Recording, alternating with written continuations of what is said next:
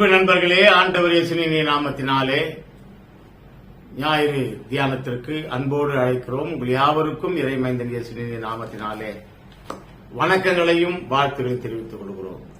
இன்றைய நாள் நாம் சிந்திக்கப் போகிற ஒரு தலைப்பு, வறுமைக்கு கிறிஸ்தவரின் மறுமொழி. கிறிஸ்டியன் ரெஸ்பான்ஸ் டு பாவர்ட்டி என்று சொல்கிறார்.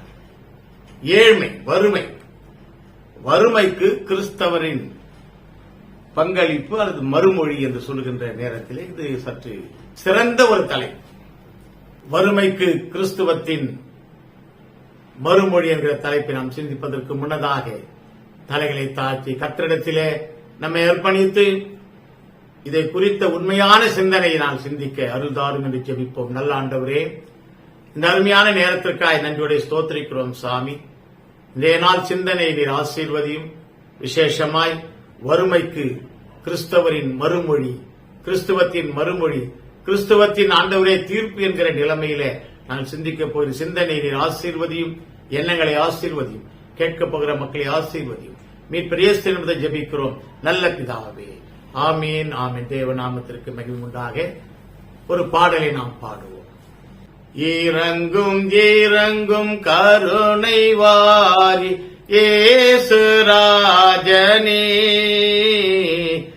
இறங்கும் இறங்கும் கருணை வாரி இயேசு ராஜனே, பாவநாச நேசனே, பாவநாச நேசனே, பாவநாசனே சனே, பாவநாசனே சனே, தீரன் கொண்டாவி வரங்கொண்டுய சிறுமை பாறையா,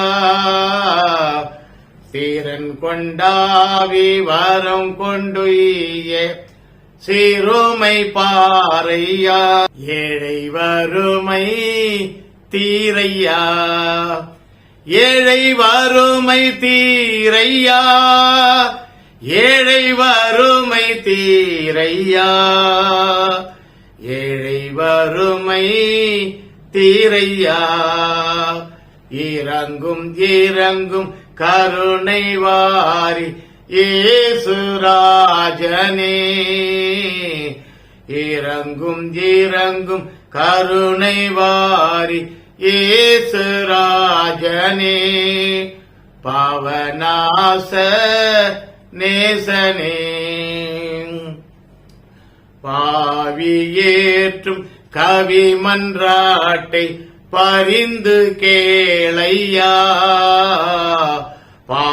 பாவியேற்றும் கவி மன்றாட்டை பரிந்து கேளையா, தயை புரிந்து மீளையா, தயை புரிந்து மீளையா, தயை புரிந்து மீளையா, தயை புரிந்து மீளையா,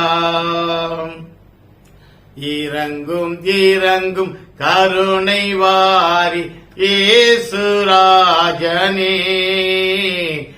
இறங்கும் இறங்கும் கருணை வாரி இயேசு ராஜனே, பாவநாச நேசனே, பாவநாச நேசனே, பாவநாச நேசனே, பாவநாச நேசனே. மிக அருமையான ஒரு பாடலை, இந்த பாடலை கேட்கும் பொழுதே என்னுடைய வறுமை தீரையா. இன்றைய காலகட்டங்களிலே மக்கள், உலக மக்கள் வறுமையில் வாழ்ந்து கொண்டிருக்கிறார்கள் என்பது நிச்சயமாய் தெரியும். எது வறுமை? ஒரு சீலிங் வைக்கிறான். எது வறுமை என்று சொன்னால், ஒரு குறிப்பிட்ட மகனோ அல்லது மகளோ அவருடைய வாழ்க்கையிலே ஒவ்வொரு நாளும் என்ன அளவீடுன்னு சொன்னா 2022 ரங்கராஜன் குழு என்றவர்கள் ஒரு வரையறை விகித்தாங்க. அந்த வரையறையில் பெண்களுக்கு 32 ரூபாய் கிராமப்புறத்திலே, பெண்கள் ஆண்கள் யாரா இருந்தாலும் கிராமப்புறத்தில் 32 ரூபாய் ஒரு நாளைக்கு வாழ்வாதாரம். சிட்டி சைடுல நகர்ப்புறத்திற்கு வரும் பொழுது 47 ரூபாய். ஆக 32 ரூபாயும் 47 ரூபாய் இருந்தா ஒரு நாளையில ஒரு மனிதன் பிழைக்க முடியும் என்கிற ஒரு செயல்பாடை இந்த குழுவினர் சொன்னாங்க. ஆனால் வறுமை கோட்டிற்கு கீழ் என்று சொல்கிறார்களே, இந்த வறுமை கோட்டிற்கு கீழ் உள்ளதான அடையாளம் இந்தியாவிலே 120 விழுக்காடுகள். 5இல் 1 பங்கு மக்கள் வறுமையில் இருக்கிறார்கள். அன்றாட உணவு, அன்றாடம் உடை, அன்றாடம் உரை இல்லாதவர்கள் தான் வறுமைக்கு கோட்டிற்கு கீழே இருக்கிறார்கள் என்று பார்க்கிறோம். அப்படியானால் இந்த இந்திய திருநாடு சமூக வாழ்முறை, வாழ்வுரிமை மற்றும் பொருளாதார ரீதியிலே ஏற்றத்தாழ்வுகள் அதிகம் உள்ளதுதான் இந்த இந்திய திருநாடு. என்று சொன்னால் இந்த இந்திய திருநாட்டில் சொத்துக்கள் அதிகமாக இருக்கிறது 10%. மற்றபடி 80 விழுக்காடு மக்கள் வேதனையில், அது ஆவரேஜ் மக்களாக சொல்றாங்க. மிகவும் பிற்படுத்தப்பட்ட மக்கள் அதிலே ஏறக்குறைய 30 விழுக்காடுகள் இருக்கிறார்கள் என்று சொல்கிறார்கள். தலைமுறை தலைமுறையாக வறுமைக்கு தள்ளப்பட்டு வருகிறது தான் ஒரு குறிப்பிட்ட இனம் அல்லது குறிப்பிட்ட சமுதாயம் அல்லது குறிப்பிட்ட மக்கள். இந்த வறுமை ஒழிய வேண்டும். காப்பியத்திலே ஒன்று சொல்வார்கள், என்ன என்று சொன்னால், இந்த வறுமையிலே நீரினும் நுண்ணியது நெய், நீரை காட்டிலும் ரொம்ப மெல்லியது நெய், நெய்யினும் நுண்ணியது புகை. இந்த நெய்யை காட்டிலும் நுண்மையானது நாம பார்க்கிற புகை, புகையை காட்டிலும் நுண்ணியது வறியவன் நிலை. ஆகவே புகை எந்த இடத்திலும் நுழைஞ்சிருங்க. ஒரு சின்ன இடத்துல புகை வந்தால் எல்லா இடத்திலும் பரவிடும். ஆகவே வறியவன் இந்த புகையில் நுழைய முடியாத இடத்தில் கூட வறியவன் நுழைந்து விடுவான் என்கிற ரீதியிலே, என்ற எண்ணத்திலே தான் இந்த பாடலை எழுதியிருக்கிறார்கள். இந்தியாவிலே கிபி 1800க்கு பிறகுதான் சமுதாய கல்வி வந்தது. அதற்கு முன்னால் சமய கல்விதான், சமயத்தை பற்றி போதிக்கிற கல்விதான், கடவுள்களை பற்றி போதிக்கின்ற கல்விதான் சிறந்து இருந்தது. ஆனால் கிபி 1800க்கு பிறகு இந்தியாவிலே இந்த சமுதாய கல்வி வந்தது. இந்த சமுதாய கல்வி வந்தவுடனே மக்கள் மத்தியிலே ஒரு விழிப்புணர்ச்சி ஏற்பட்டது. ஆக இந்த வறுமையை ஒழிக்க வேண்டும் என்றால் முதலாவதாக அனைவரும் கற்க வேண்டும். அனைவருக்கும் கல்வி என்று சொல்கிறார்களே, இந்த அனைவரும் கல்வி கற்று தேர்ச்சி அடைந்து முன்னேறினால்தான் சமுதாயத்திலே வறுமை ஒழியும் என்பது மிக சிறந்த ஒன்று. அப்போஸ்தலர் புஸ்தகத்திலே 2ஆம் அதிகாரம் 44, 45 வார்த்தைக்கு நாம் கடந்து போவோம். விசுவாசிகள் எல்லோரும் ஒருமித்து சகலத்தையும் பொதுவாய் வைத்து அனுபவித்தார்கள். அருமையான தேவ ஜனமே, சகலமும் ஆதியிலே பொதுவாய் இருந்தது, பொதுவாய் அனுபவித்தார்கள், எல்லோரும் எல்லாமும் பெற்று வாழ்ந்தார்கள். இது ஆதிகால வாழ்க்கை. ஆனால் இக்காலத்திலே எங்கு பார்த்தாலும் வறுமை தாண்டவம் ஆடுகின்ற ஒரு சூழ்நிலை. உணவு இல்லை. ஒரு மனிதனுக்கு 2 வேளையாவது உணவு இருக்க வேண்டும், அவசியம். ஆனால் இந்த 2 வேளையும் கூட உணவு இல்லாதபடி, ஒரு வேளையும் உணவு இல்லாதபடி தவிக்கின்ற மக்கள் ஏராளமான பேர்கள் இந்த உலகத்தில் இருக்கிறார்கள். இதை பார்த்து கொண்டு கிறிஸ்தவ சமுதாயம் அமைதலாய் இருக்கிறது. மன்னிக்க வேண்டும். கிறிஸ்தவர்கள் தேவாலயங்களை நிரப்பிக் கொண்டிருக்கிறார்கள், ஆலயங்களை நிரப்பிக் கொண்டிருக்கிறார்கள், வழிபாடுகளை நிரப்பிக் கொண்டிருக்கிறார்கள், சொத்துக்களை வாங்கி குவித்துக் கொண்டிருக்கிறார்கள். ஒரு பாஸ்டர் சொல்றார், சமீபத்தில் ஒரு பாஸ்டர் சொன்னார், என்ன சொன்னார்னா, இதை காட்டிலும் 10 மடங்கு நான் இடம் வாங்குவேன் சென்னையிலே என்று சொன்னார். அவர் இருக்கிறது மிகப்பெரிய இடம். அந்த இடத்தை காட்டிலும் 10. அப்படியானால் அவரிடத்திலே எத்தனை அளவிற்கு இந்த பணம் தான் மக்களை டிசைட் பண்ணுகிறதாக இந்த காலத்திலே மக்கள் மாற்றிவிட்டார்கள். மக்களுடைய எண்ணம் திசை திரும்பிவிட்டது, கேவலமாக மாறிவிட்டது. பணம் இருந்தால்தான் என்கிற ஒரு சூழ்நிலையிலே நாம் தள்ளப்பட்டு விட்டோம். எனக்கு அருமையானவர்களே, சவுத் ஆப்பிரிக்காவிலே ஒரு ஜேர்னலிஸ்ட் இருந்தார், புகைப்பட ஜேர்னலிஸ்ட். அவர் புகைப்படங்களை எடுப்பதில் ரொம்ப கலைஞர், மிக சிறந்தவர். அவருடைய புகைப்படம் என்று சொன்னாலே மிக அருமையாக எல்லோரும் ஏற்றுக்கொள்வார்கள். அவர் பெயர் கெலின் கார்ட்டர். Kaelin Carter. இந்த கார்ட்டருடைய புகைப்படம் என்று சொன்னாலே எல்லோரும் விரும்புவார்கள்.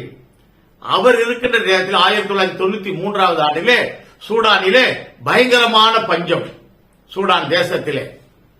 உடனே இவர் சவுத் ஆப்பிரிக்காவில் இருந்து ஆகாய விமானத்தின் மூலமாய் அந்த இடத்துக்கு போகிறார். போயிட்டு அந்த பஞ்சத்தினுடைய உண்மையான நிஜமான தோற்றத்தை புகைப்படத்திலே காண்பிக்க வேண்டி அப்படியே சுற்றி சுற்றி வரார். அப்படி வரும்பொழுது பசியால் உடல் மெலிந்து எலும்புகள் மாத்திரமே தெரிகின்ற ஒரு சிறுமி, 10 வயது இருக்கும் அந்த சிறுமிக்கு, அந்த சிறுமி ஊர்ந்து ஊர்ந்து ஊர்ந்து உணவு வைக்கப்பட்டிருக்கின்ற அந்த குடிசைக்கு செல்கின்றாள். இது ஒரு காட்சி. அவளுக்கு பின்பாகவே பிணம் தின்னுகின்ற கழுகு வல்லூர் ஒன்று தொடர்ந்து வந்து கொண்டே இருக்கிறது. என்ன காரணம்? இந்த குழந்தை எப்படியாவது செத்துவிடும், இந்த குழந்தையை நாம சாப்பிடலாம் என்று இந்த வல்லூர் நினைத்துக் கொண்டிருக்கிறது. எனக்கு அருமையானவர்களே, இதை புகைப்படமாக இந்த புகைப்பட கலைஞர் கெல்வின் கார்ட்டர் எடுத்தார். எடுத்து எங்கெங்க அனுப்பணுமோ அங்கெல்லாம் அனுப்பினார். நியூயார்க் டைம்ஸ் என்கிற பத்திரிகை மிக சிறந்த புகைப்படம் என்று சொல்லி விருதை கொடுத்தார்கள். லட்சக்கணக்கிலே கோடிக்கணக்கிலே பணம் குவிந்தது. இது ஒரு புறம் இருக்கட்டும், ஒரு புறத்திலே மக்கள் எழுச்சி பெற்றார்கள். இந்த புகைப்பட கலைஞன் இந்த குழந்தையை போட்டோ எடுத்தாரு.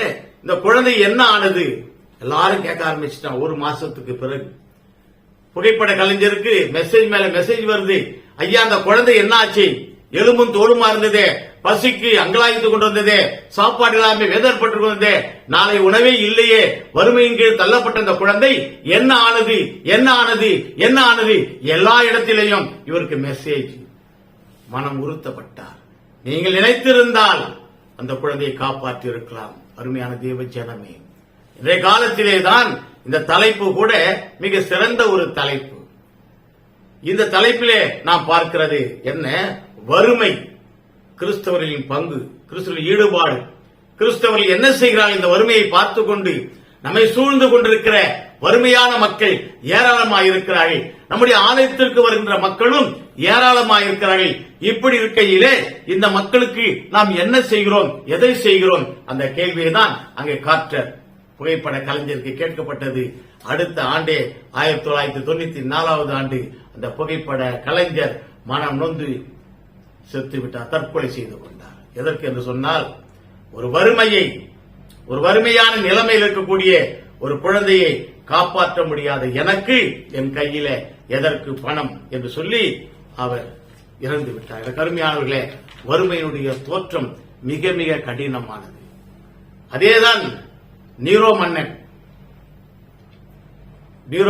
ரோம் பற்றி எறியும்போது பிடில்வாஸ்தான் சொல்வாங்க. அந்த நீரோ மன்னன் கூட அகங்காரம் பிடித்தவன், ஹிட்லருக்கு அடுத்தபடியான கொடுங்கோல் ஆட்சி செய்தவன். அந்த மன்னிடத்தில் வந்து சொல்கிறார்கள், ஒரு சாரார் வறுமையை விரும்பாதவர்கள், ஏழ்மையை விரும்பாதவர்கள், ஏழ்மையானவர்களை பார்க்காதவர்கள், புறம் தள்ளுகிறவர்கள் பார்த்து சொன்னாங்க, ஐயா நீரோ ஐயா, இந்த நாட்டில் பிச்சைக்காரர்கள் பெருகிவிட்டார்கள். உடனே அந்த நீரோ மன்னன் என்ன சொன்னா, அவர்களை எல்லாம் கூட்டிட்டு வான்னு சொன்னான். எல்லாரும் நினைச்சாங்க அவங்களை கூட்டிட்டு போயிட்டு நல்லா சாப்பாடு கொடுத்து அவங்களுக்கு நல்லா தேர்த்துவாங்க. ஆனா மொத்த பேரையும் கூட்டு வந்து சுட்டு தள்ளிட்டான். எனக்கு அருமையானவர்களே, வறுமையை கண்ணால் கூட பார்க்க கூடாது என்று நினைக்கிற கூட்டம் ஏராளமா கூட்டம். இப்படிப்பட்ட கூட்டத்தின் மத்தியிலே வறுமைக்கு எதிராக கிறிஸ்துவத்தின் மறுமொழி என்ன? வறுமையிலே வாடுகின்ற மக்களுக்கு கிறிஸ்தவம் செய்கிற பதில் என்ன? முதலாவது, இந்த வறுமையிலும் நம்பிக்கையோடு வாழ வைக்க வேண்டும். வறுமையில் நம்பிக்கையுடன் இரு என்கின்ற உன்னதமான கொள்கையை உணர்த்த வேண்டும். லாசரு மிக லூக்கா சுவிசேஷத்திலே 16ஆம் அதிகாரத்திலே மிக உன்னதமான ஒரு ஓமையை எம்பெருமான் இயேசு கிறிஸ்து சொல்லுகிறார். என்ன? லாசரு லூக்கா சுவிசேஷம் 16ஆம் அதிகாரத்திலே 13ஆம் வசனம் படிங்க. எந்த ஊழியக்காரனும் இரண்டு எஜமான்களுக்கு ஊழியம் செய்யக்கூடாது. ஆமாங்க. வறுமை, இந்த சிறுமை, பெருமை, இந்த வறுமைக்கு எதிராக ஏழைகளும் பாழைகளும் இருக்கிறார்களே, இதற்கு எதிராக பணக்காரர்களாக எந்த ஒரு ஊழியக்காரனும் இரண்டு பேருக்கு ஊழியம் செய்ய முடியாது. எனக்கு அருமையானவர்கள் நன்றாக சிந்திக்க வேண்டும். இன்றைய காலகட்டங்களிலே நாம் எவ்விதமாய் நம்முடைய ஊழியங்களை செய்து கொண்டிருக்கிறோம்? நம்முடைய திருச்சபைகள் எப்படிப்பட்ட ஊழியத்தை செய்கிறது? இரண்டு எஜமான்கள் படிங்க தொடர்ந்து. ஒருவனை பகைத்து மற்றவனை சிநேகிப்பான், அல்லது ஒருவனை பற்றிக் கொண்டு மற்றவனை அசட்டை பண்ணுவான். செல்வம் என்பது ஆரோக்கியம் தருகின்ற, ஆசீர்வாதம் தருகின்ற ஒரு காரியம் என்பதை அந்த காலத்தில் இந்த காலம் வரையில நாம் உணர்ந்து வைத்துக் கொண்டிருக்கிறோம். நம்முடைய எண்ணங்கள் எல்லாம் என்ன? செல்வம் இதுதான் முக்கியம், ஆஸ்தி இதுதான் முக்கியம், இந்த ஆஸ்தி தான் நமக்கு ஆரோக்கியம் தருகின்றது என்று நினைத்துக் கொண்டிருக்கிறோம். ஆனால் என் ஆண்டவர் இயேசு பசியையும் பிணியையும் தான் முதன்மைப்படுத்தினார். எவ்விதமாக என்று பார்க்கும் பொழுது இந்த லூக்கா சுவிசேஷத்தில் 16ஆம் அதிகாரம் 22ஆம் வசனத்திலிருந்து நாம் படித்து பார்க்கும்போது 20ஆம் வசனம் படிங்க. லாசரு என்னும் பெயர் கொண்ட ஒரு தரித்திரனும் இருந்தான். நல்லா பாருங்க, லாசரு. இந்த ஆண்டவர் சொல்ற ஓமான்களிலேயே மிக சிறந்த பெயரை மட்டும் சொல்கிறது. இதே ஐஸ்வர்யவான்களுடைய இந்த நல்ல சமாரியன் கதையில கூட சொல்ற, நல்ல சமாரியன் சொல்றாரு, அவன் பேரை சொல்லல. ஆனா இந்த ஓமானத்தில் ஆண்டவர் பெயரை சொல்கிறார். லாசரு என்று சொல்லுகின்ற ஒரு தரித்திரன். ஒரு தரித்திரன் என்று சொன்னால் வறுமையில் உழன்று கொண்டிருக்கிற ஒரு மனிதன். படிங்க. அவன் பருக்கள் நிறைந்தவனாய். ஆமாங்க. இந்த தரித்திரம் ஒரு பக்கம், அவன் உடல் எல்லாம் புண்கள் பருக்கள் நிறைந்து. அந்த ஐஸ்வர்யவானுடைய அவனுக்கு துட்டு இல்ல, ஆனா அவன் சரீரத்தில் என்ன இருக்குதுங்களா? பருக்கள் நிறைந்து காணப்படுகிறது. எனக்கு அருமையான தேவை ஜனமே, பணம், செல்வம், பதவி இறைவனால் அடித்து நொறுக்கப்படுகின்ற இடம்தான் இந்த இடம், லாசருவின் இடம். இங்கு அடிக்கிறதை பார்க்கிறோம். இப்படிப்பட்ட இந்த ஏழ்மையை தரித்து கொண்ட இந்த மனிதன் என்ன பண்றான்? 22ஆம் வசனம் படிங்க. அந்த தரித்திரன் மரித்து, ஏழ்மையில் இருந்த இந்த லாசரு மரித்து போகிறான்.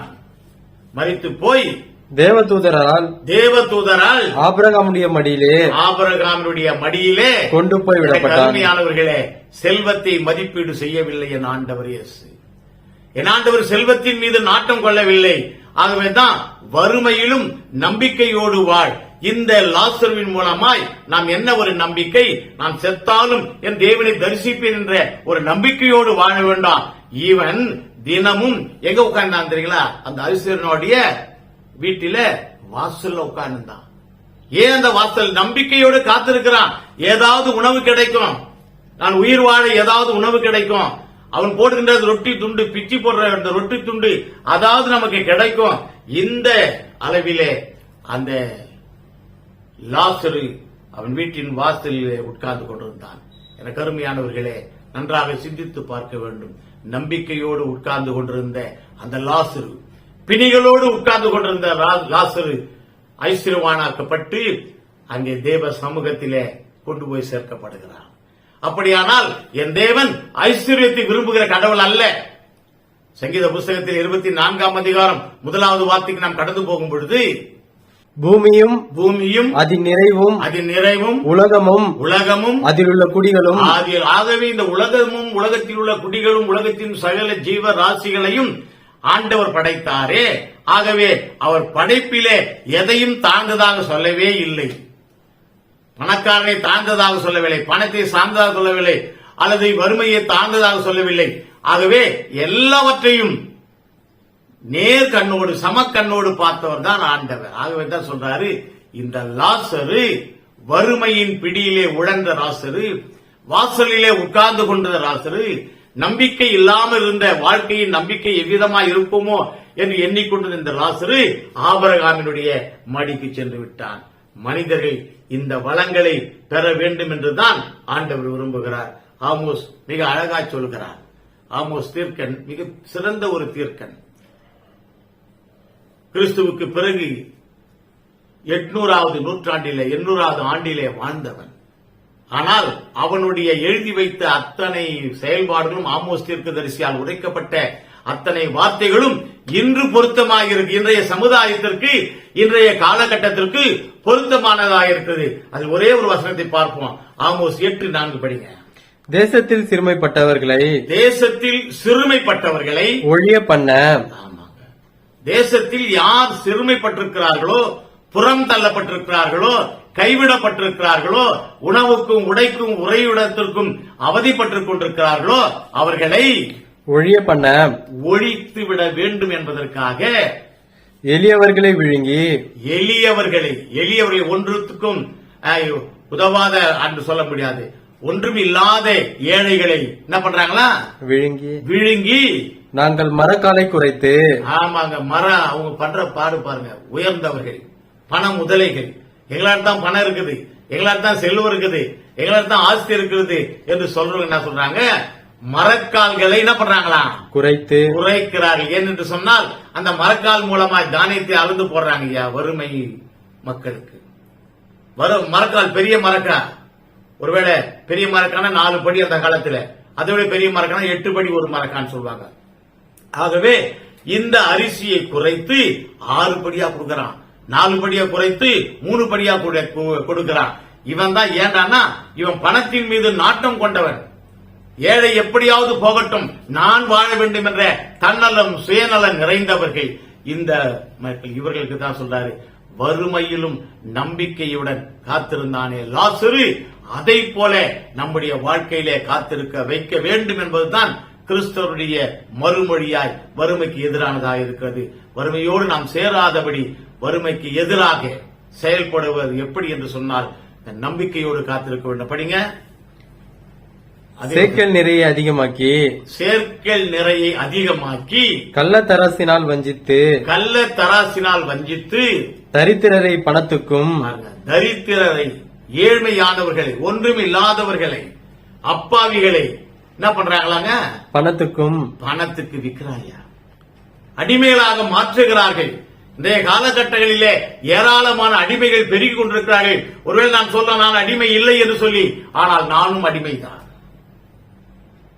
அடிமைகளாக்கி எளியவர்களை பாருங்க, எளியவர்கள் என்ன பண்றாங்க பாருங்க, எளியவர்களை ஒரு ஜோடி பாதரட்சிக்கும், காலில் போடுற பாதரட்சிக்கு ஒரு ஜோடி பாதரட்சிக்கு கொல்லும்படிக்கும், ஆமா, அதை வாங்கும்படி செய்கிறார்கள். ஆகவே எளியவர்களையும், வாழ்வில் இல்லாத ஓரங்கட்டப்பட்டவர்களையும், தள்ளப்பட்டவர்களையும், புறந்தள்ளப்பட்டவர்களையும், கண்டு கொள்ளாத மக்களையும் காணும்படியான சிந்தனையை பெறுவதுதான் கிறிஸ்தவத்தின் மறுமொழி. நாம் காணுகின்றோமா? நன்றாக சிந்தித்து பார்க்க வேண்டும். நாம் காணுகின்றோமா? மரக்காலை குறைக்கிறான், கள்ளத்தராச போடுறான். அது மாத்திரமல்ல, ஐயா ஆலயத்துக்கு வந்து உட்கார்ந்துறான். உட்கார்ந்துட்டு நான் சொல்றான், இந்த ஓய்வு நாள் என்னைக்கு முடியும், எப்ப முடியும்? இவர் இஷ்டத்துக்கு நீட்டி போயிருக்கிறாரு பிரசங்கத்தை. இது முடிஞ்ச உடனே நான் என்ன பண்றேன், மேலும் போய் பக்தி இல்லாத வாழ்க்கையை வாழ்வதற்காக, ஏழைகளை ஒடுக்குவதற்காக, ஏழைகளை அடிமைகளாக மாற்றுவதற்காக நேரத்தை ஒதுக்கி அதை வைத்துக் கொள்கிறேன் என்று சொல்லி இந்த பணக்கார வர்க்கம் செய்கின்ற செயலாக இருக்கிறது. என கருமையானவர்களே, வறுமைக்கு எதிராக கிறிஸ்தவத்தின் மறுமொழி என்று சொல்கின்ற காலகட்டங்களிலே நம்முடைய சிந்தனையிலே முதலாவது சிந்தனை, வறுமையிலும் நம்பிக்கையுடன் இருந்த லாசரை போல நம்முடைய வாழ்க்கையிலே நம்பிக்கை துளிர்க்க வேண்டும். நம்முடைய நம்பிக்கை துளிர்க்க வேண்டும். நிச்சயமாய் பரதீசி என்கிற ஒரு இடம் இருக்கிறதே, அந்த இடத்திலே நம்ம எல்லாத்துக்கும் அதுதானே எண்ணம், பரலோக வாழ்வு. ஆனா இன்னைக்கு என்ன பண்றான், பரலோக வாழ்வு போனோம்னு சொல்லிட்டு பூலோகத்திலேயே சேர்த்து வைக்கிற. ஆண்டவர் சொன்னார், அழகா சொன்னாரு, பூலோகத்திலே உங்கள் பொக்கிஷங்களை சேர்த்து வைக்காதீர்கள். எனக்கு அருமையானவர்களை மீறுகிறான். எல்லாரும் சேர்க்கிறான், சொல்றவனும் சேர்க்கிறான், கேட்கிறவனும் சேர்க்கிறான், பார்க்கிறவனும் சேர்க்கிறான், திருச்சபைக்கு போறவனும் சேர்க்கிறான், திருச்சபைக்கு புறம்பா இருக்கிறவனும் சேர்க்கிறான். ஆக எல்லா மக்களுமே செல்வங்களை சேர்த்து இதன் மூலம் உபரியாக நான் பணக்காரன் உட்கார்ந்து கொண்டிருக்கிறேன். எனக்கு அருமையானவர்களே, நன்றாக நினைத்து பாருங்க ஐயா, நல்லா நினைத்து பாருங்க. இந்த செல்வ செழிப்பு கண்ணை மூடிட்டா ஒன்றுமே வரப்போவதில்லை, கூட வரப்போவதில்லை, எதுவுமே வரப்போவதில்லை. எல்லாம் ஒழிந்து அழிந்து போக போகிறது. யாருக்கோ போகிறது. பாடுபட்டு தேடி பணத்தை புதைத்து வைத்த கேடுகெட்ட மானிடரை கேளுங்கள். பக்தர் ஒரு கவிஞன் பாடுறான். கூடுவிட்டு இந்த ஆவிதான் போயின பின்பு யாரே அனுபவிப்பார் பாவிகள். அरे என் பிள்ளையோ என் பேரன் அது இல்லையா, யாரு எனக்கு அப்பால் தானே. நான் சேர்த்து வைத்த பொருள் எல்லாம், சாப்பிடாம சேர்த்து வைத்ததெல்லாம், பிறனை வஞ்சித்து சேர்த்து வைத்ததெல்லாம், பிறனை அராஜகம் பண்ணி சேர்த்து வைத்ததெல்லாம், மரக்காலை குறைத்து கல்ல தராசை வைத்து சேர்த்து வைத்தது எல்லாம் ஓய்வு நாளை பரிசுத்தமாய் ஆசரிக்காதபடி ஓய்வு நாளிலும் கள்ளத்தராசை போட்டு சேர்த்த பணம் எல்லாம் அழியுகிற என்ற ஒரு சூழ்நிலையை ஏற்படுத்துகிறது. இவைகளை எல்லாம் விட்டுவிட்டுதான் உண்மையான செல்வம் என்ன என்பதை இங்கே லாசரின் மூலமாய் புரிய வைக்கிறார். வாசலிலே நம்பிக்கையோடு காத்திருந்தான் லாசரு. இன்று எண்ணற்ற லாசர்கள் திருச்சபையின் வெளியே இருக்கிறார்கள். நன்றாக சிந்திப்போம், நன்றாக சிந்திப்போம். இந்த லாசரு யார்? ஆண்டவர் கேட்டாரு, எனக்கு பிறன் யார் என்று சொல்லி அதே கேள்விதான் இது. லாசரு யார்? இன்று திருச்சபைக்கு வெளியே உங்கள் கைகளை நோக்கி இருக்கிறவர்கள் காணிக்கையை பகட்டாய் போடுகிறோம், கவர்களை பகட்டாய் கொடுக்கிறோம், அறுவடை திருவிழாவை பகட்டாய் ஆசிரிக்கிறோம். எனக்கு அருமையானவர்களே, ஒருத்தர் எஸ்டிமேட் போடுறாரு, அடுத்த வருஷம் போன வருஷம் இத்தனை லட்சம், இந்த வருஷம் இத்தனை லட்சம். இந்த எஸ்டிமேட் எல்லாம் ஆண்டவர்கிட்ட செல்லாதுங்க, இதெல்லாம் செல்லவே செல்லாது. நாம் போடுகின்ற இந்த லட்சங்கள் திட்டங்கள் அனைத்தும் பாழ் பாழ் பாழாகத்தான் போகும். ஏனென்று சொன்னால் வறுமையிலே நம்பிக்கையோடு இருந்த லாசருவை போல நாம் மாற வேண்டும். நாம் மக்களுக்கு நம்பிக்கையை ஊட்ட வேண்டும். வறுமையில் இருக்கின்ற மக்களை உயர்த்த வேண்டும். வறுமையில் செத்துக் கொண்டிருக்கிற மக்களுக்கு நம்மால் இயன்ற உதவிகளை செய்ய வேண்டும். காணிக்கைகளை கொண்டு போய் காணிக்கை பைகளே போடுகிறோம். ஆண்டவர் சொன்னாரு, பொத்தலான பைகளிலே உன் காணிக்கை போடுகிறாய், அதுதான் பொத்தல். ஏனென்று சொன்னால் உன் கண்ணெதிரே உன் சகோதரன், உன் கண்ணெதிரே உன்னுடைய உறவினன், உன் கண்ணெதிரே உன்னுடைய உண்மையான உறவினன் செத்துக் கொண்டிருக்கிறான், மடிந்து கொண்டிருக்கிறான். அவனுடைய வாழ்க்கைக்கு நீ செய்வது என்ன? சிந்திப்போம், சிந்தித்து செயல்படுவோம். ஏனென்று சொன்னால் அப்படிப்பட்ட மக்களுக்குத்தான் முதலிடம் பரலோக ராஜ்யத்திலே உண்டு. யார் இங்கே வேதனைப்படுகிறார்களோ, யார் இங்கே தவிக்கிறார்களோ, யார் இங்கே அங்கலாய்க்கின்றார்களோ, யார் இங்கே பசியால் நொந்து வாடுகின்றார்களோ அவர்களுக்குத்தான் முதலிடம் பரலோக ராஜ்யத்திலே உண்டு என்பதை எம்பெருமான் இயேசு மிக அழகாய் சொல்லுகிறார் தன்னுடைய உவமையிலே. இப்படிப்பட்ட இந்த லாசரு ஆபிரகாமுடைய மடியிலே சென்றார் என்று சொல்லி அடுத்ததாக நாம் பார்க்க போகிறோம். இரண்டாவது, எச்சரிக்கையை தரும் ஐஸ்வர்யவான். ஐயா, எச்சரிக்கை தர ஐஸ்வர்யவான் என்ன எச்சரிக்கை தரணும்? அவன் நல்ல ஜாதி அந்த உலகத்தில் வாழறானே. லூக்கா சுவிசேஷம் 16ஆம் அதிகாரம் 19ஆம் வசனம் படிங்க. ஐஸ்வர்யம் உள்ள ஒரு மனுஷன் இருந்தான். லாசருவை காட்டார் ஒரு பக்கம், இன்னொரு மிக சிறந்த ஓமானங்க இது. இன்னொரு பக்கம் ஐஸ்வர்யவான் என்னும் ஒரு மனிதன் இருந்தான், அவர் ரத்தாம்பரமும். ஆமாங்க, இங்கே பார்க்கும்பொழுது லாசரு பருக்கள் நிறைந்தவனாய் தரித்திரனாயிருந்தான், ஒன்றும் இல்லாதவனாயிருந்தான். இது ஒரு பக்கம் இருக்கட்டோங்க. இந்த பக்கம் பார்க்கும்போது ஐஸ்வர்யவான் இவன் எப்படி? ரத்தாம்பரமும் விலையேறப்பட்ட வஸ்திரமும் தரித்து அனுதினமும் சம்பீரமாய் வாழ்ந்து கொண்டிருந்தான். பூரணமாய் வாழ்ந்து கொண்டிருந்தான். எந்த விதமான கவலையும் கிடையாது. No feeling at all, no கஷ்டம் அட் ஆல். மிக மகிழ்ச்சியா இருந்தான். எல்லாம் எனக்கு இருக்கிறது, எல்லாம் எனக்கு இருக்கிறது என்று இவன் ஜாலியா இருந்தான். நல்லா வாழ்ந்தான், வாழ்க்கையை நல்லா வாழ்ந்தான் ஐயா. ஆனா என் ஆண்டவர் என்னன்னா, இந்த தாம் படைத்த படைப்புகளிலே ஏழை பணக்காரன், உயர்ந்த ஜாதி தாழ்ந்த ஜாதி, அதிகாரம் உடையவன் அதிகாரமற்றவன் என ஏற்றத்தாழ்வோடு இருப்பது கிறிஸ்தவம் அல்ல. ஆனால் இன்றைய சூழ்நிலையிலே அநேக திருச்சபைகள், அநேக கிறிஸ்தவர்கள், கிறிஸ்தவ போதகன்மார்கள் கூட இந்த செயல்தான் செய்கிறார்கள். இருக்கிறவனுக்கு ஒரு பக்கம், இல்லாதவனுக்கு ஒரு பக்கம். இருக்கிறவனுக்கு ஒரு நீதி, இல்லாதவனுக்கு ஒரு நீதி, உயர்ந்தவனுக்கு ஒரு நீதி, தாழ்ந்தவனுக்கு ஒரு நீதி, அதிகாரம் உள்ளவனுக்கு ஒரு வகையில மரியாதை, அதிகாரமற்றவனுக்கு ஒரு வித மரியாதை அல்ல. இந்த ஐஸ்வர்யவான் பெருத்த அதிகாரம் பெற்றுக் கொண்டிருந்தான். அவனுடைய அதிகாரம் வாழ்க்கை மிக சிறந்த வாழ்க்கையாக இருந்தது. ஆனால் அவனிடத்திலே நாம் கற்றுக்கொண்ட ஒரு பெரிய எச்சரிக்கை என்ன? படிங்க பார்க்கலாம். அடுத்த வசனம் 22. பின்பு அந்த தரித்திரன் மரித்து தேவதூதரால் ஆபிரகாமுடைய மடியில கொண்டு போய், லாசரு மரித்தான் ஐயா. வறுமை கோட்டில் இருந்தவன் மரிச்சான். அவன் ஆபிரகாம் மடிக்கு போயிட்டான். மிக அழகான ஒரு சிங்காசனத்தில் போய் உட்கார்ந்துட்டான். அடுத்தது ஐஸ்வர்யவானும் மரித்து அடக்கம் பண்ணப்பட்டான். ஐஸ்வர்யவானும் மரித்து அடக்கம் பண்ணப்பட்டான். பாதாளத்திலே அவன் வேதனைப்படுகிற போது. அதுதான் முக்கியம், அதுதான் முக்கியம். அந்த ஐஸ்வர்யவான் கற்று தருகின்ற எச்சரிக்கை, மிகப்பெரிய எச்சரிக்கை என்ன? இந்த உலகத்தில் வாழ்கின்ற வாழ்க்கை ஒன்றும் இல்லையா? இங்க இருக்கிற செல்வம், இங்க இருக்கிற பகட்டு, இங்க இருக்கிற பெரிய படோடமும் எல்லாம் அழிந்து எங்க போய் நிக்கலாம் பாருங்க. எங்க போய் நின்னாமா? பாதாளத்தில். பாதாளத்தில். ஐயா, இவன் வீட்டு வாசல்ல உட்கார்ந்து இவன் ஏதாவது ஒரு துண்டு போடுவானா, அதை சாப்பிடலாமா என்று காத்து கொண்டிருந்த லாசரு பரலோகம் போயிட்டான். தேவனுடைய மடியில உட்கார்ந்து கொண்டிருக்கிறான். எல்லாருக்கும் இவனுக்கு எச்சக்கு அந்த சாப்பாட்டினுடைய தொடச்சி போடுற அந்த ரொட்டி துண்டுகளை சுவைத்து கொண்டிருந்தவன் அங்க போயிட்டான். இவன் ரொட்டியை போட்டானே, இவன் எங்க போனான்? பெருமையோடு இருந்தானே, இவன் எங்க போனான்னா இவன் கொடுக்கிற எச்சரிக்கை இதுதான். ஐயா, நான் அழிவுக்கு சென்று விட்டேன். ஆகவே இந்த அடிமை வாழ்வு என்பது ஒரு சாயல், மனுஷ சாயல் அல்ல என்பதை இவன் உணர்ந்து கொண்டான். கிறிஸ்து பிலிப்பியர் புஸ்தகத்தில் 2ஆம் அதிகாரம் நாம் போகும் பொழுது அங்கே 6 முதல் 11 வசனங்களை நாம் பார்க்கிறோம். 6வது வசனம் படிங்க. அவர் தேவனுடைய ரூபமாயிருந்தும், அவர் தேவனுடைய ரூபமாயிருந்தும் தேவனுக்கு சமமாயிருப்பதை கொள்ளையாடின பொருளாக என்ன? தேவனுக்கு சமமாயிருப்பதை கொள்ளையாடிய. எனக்கு அருமையானவர்களே, ஆண்டவராய் இயேசு கிறிஸ்துவை பற்றி சொல்லுகின்றதான ஒரு உன்னதமான ஒரு காரியம். அவர் தேவனுடைய குமாரன், சன் ஆஃப் காட் என்று சொல்கிறார்கள். அப்படி எல்லா பெருமையும் எல்லா உரிமையும் இருந்தும் தேவனுடைய என்னவங்கள தம்மை தாமே வெறுமையாக்கினார். இந்த ஐஸ்வர்யவான் வெறுமையாக்கவில்லை. கிறிஸ்துவத்தின் அடுத்த படி, முதல் படி வறுமையிலும் நம்பிக்கையோடு இருப்பது. 2வது படி எச்சரிக்கையோடு வாழ்வது.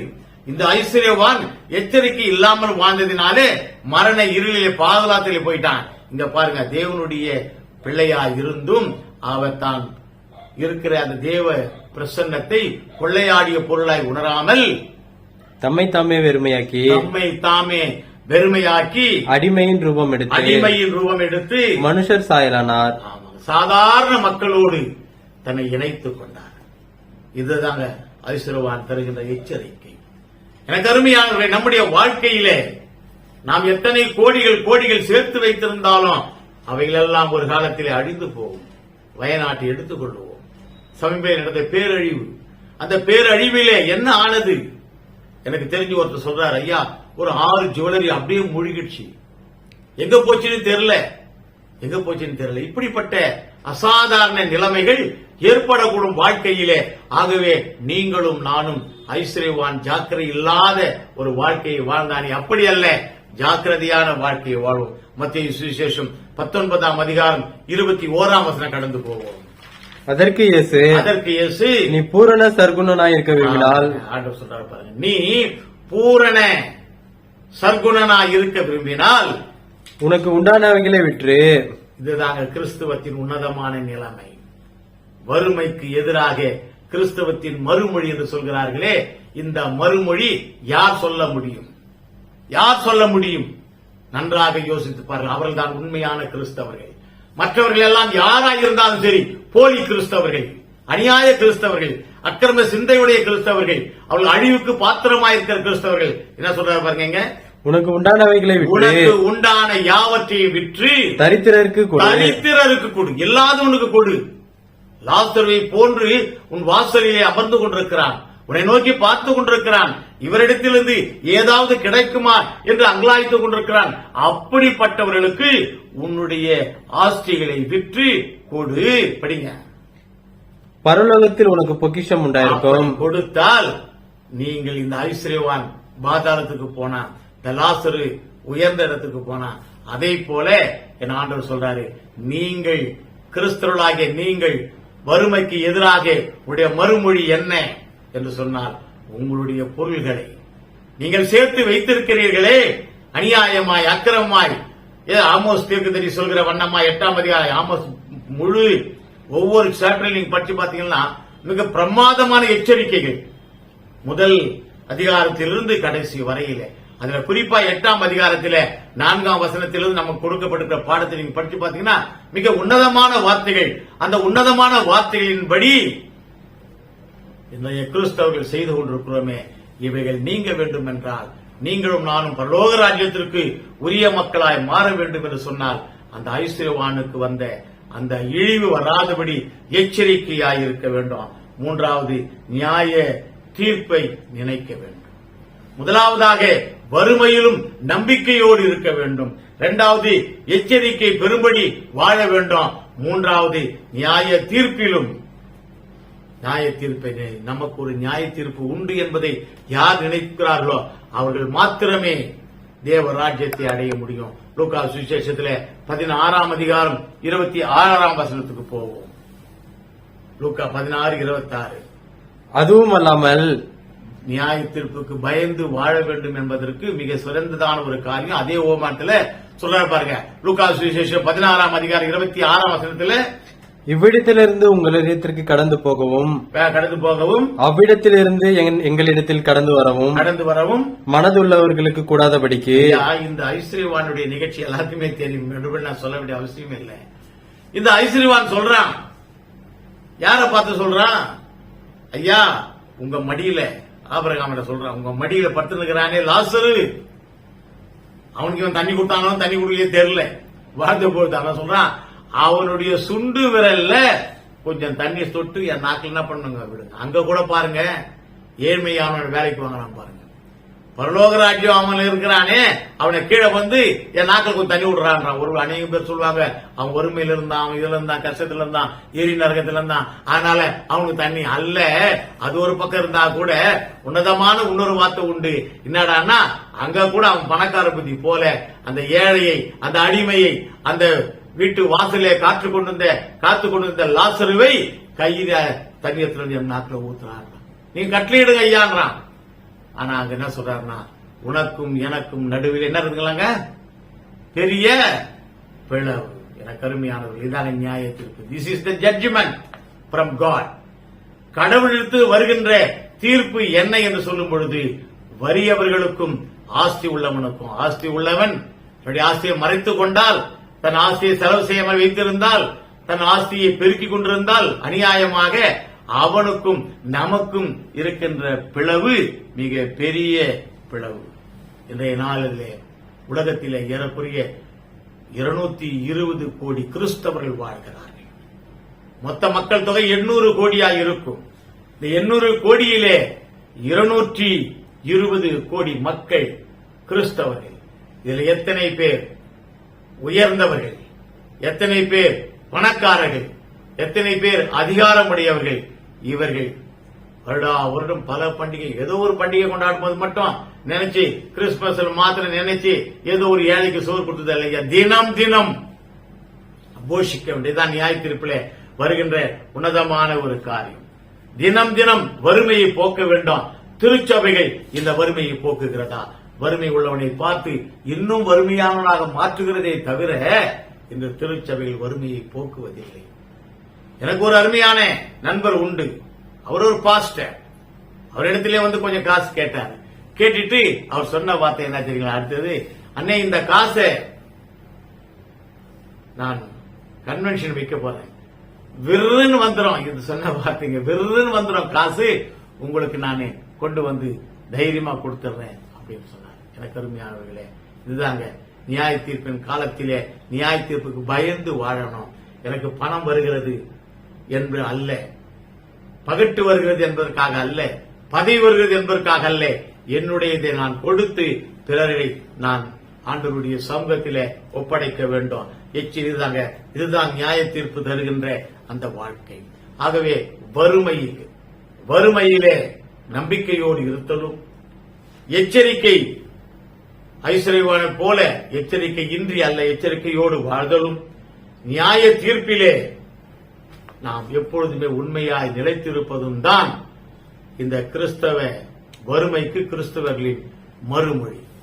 கிறிஸ்துவனுடைய மறுமொழி என்ன? என்னை நான் முழுவதுமாக அர்ப்பணிக்க வேண்டும், என்னை நான் முழுவதுமாய் கொடுக்க வேண்டும்.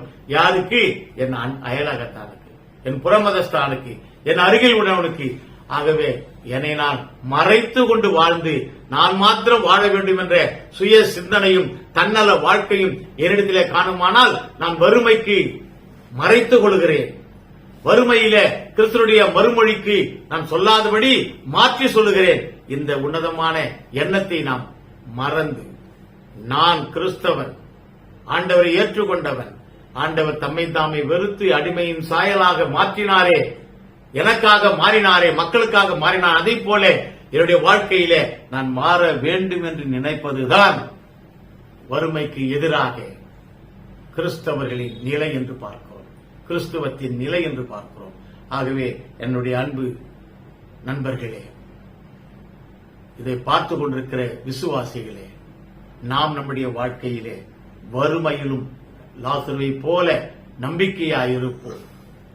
ஆகவே நம்முடைய வாழ்க்கையிலே எச்சரிக்கை பெறும்படியான ஒரு வாழ்க்கையை வாழ்வோம்.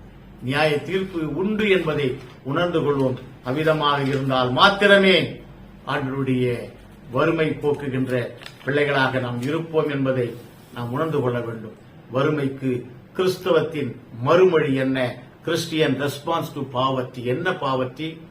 இந்த ஏழ்மை நிலைமையை மாற்ற வேண்டும் என்று சொன்னால் இதற்கு நாம் தருகின்ற மறுமொழி என்ன? நம்பிக்கை.